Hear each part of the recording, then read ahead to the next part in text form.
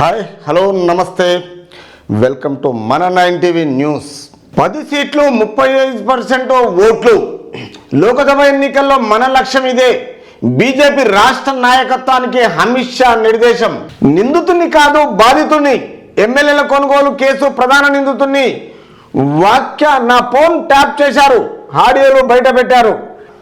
అంటే రంగారెడ్డి జిల్లా కొంగరకాలంలో నిన్న మన బీజేపీ రాష్ట్ర అధ్యక్షుడు బండి సంజయ్ ఉన్నప్పుడు ఒక కలకలం ఉండే.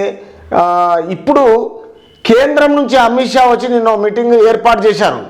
ఎందుకంటే ఈ ఎంపీ ఎలక్షన్స్ వస్తున్నాయి కాబట్టి ఈ మీటింగ్కు కాంగ్రెస్ గెలిచింది.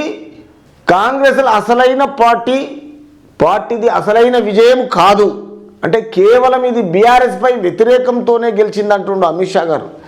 కానీ కాంగ్రెస్ గెలిచింది, తెలంగాణ రాష్ట్ర ప్రజలు గెలిపించారని కాంగ్రెస్ పార్టీ అంటున్నది.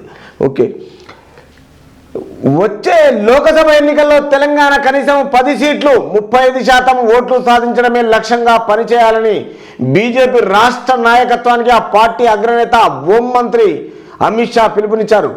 10 ఎంపీ సీట్లు గెలుచుకుందామా లేదా, మోదీని మూడోసారి ప్రధాని చేద్దామా లేదా, కుటుంబ పార్టీల అంతు చూద్దామా లేదా అని పార్టీ శ్రేణులను ప్రశ్నించిన ఆయన వారి చేత చేద్దాము అంటూ మద్దతుగా నినాదాలు చేయించారు.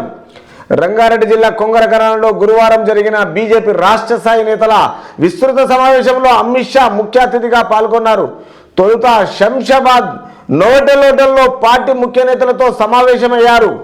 అంటే అమిత్ షా వచ్చి ఫస్ట్ ఎయిర్పోర్ట్ నుంచి దిగిన తర్వాత చార్మినార్ భాగ్యలక్ష్మి టెంపుల్కి వచ్చి పూజా కార్యక్రమాలు చేసుకొని కొంగరకలానికి వచ్చేసి తెలంగాణ రాష్ట్ర స్థాయి మొత్తం బీజేపీ కార్యకర్తలు అండ్ ఎమ్మెల్యేలు మొత్తం ఎంపీలు అందరితో సమావేశము ఏర్పాటు చేసి మనకు కేవలం 10 సీట్లు 35% సాధించడమే లక్ష్యం అంటున్నారు. ఎందుకంటే మూడోసారి అమిత్ షాను ప్రైమ్ మినిస్టర్గా నిలబెడదాము. ఎందుకంటే ఈ కాంగ్రెస్తో బీఆర్ఎస్తో కాదు, ఈ కుటుంబ పరిపాలనను అంతం చేసేద్దాము.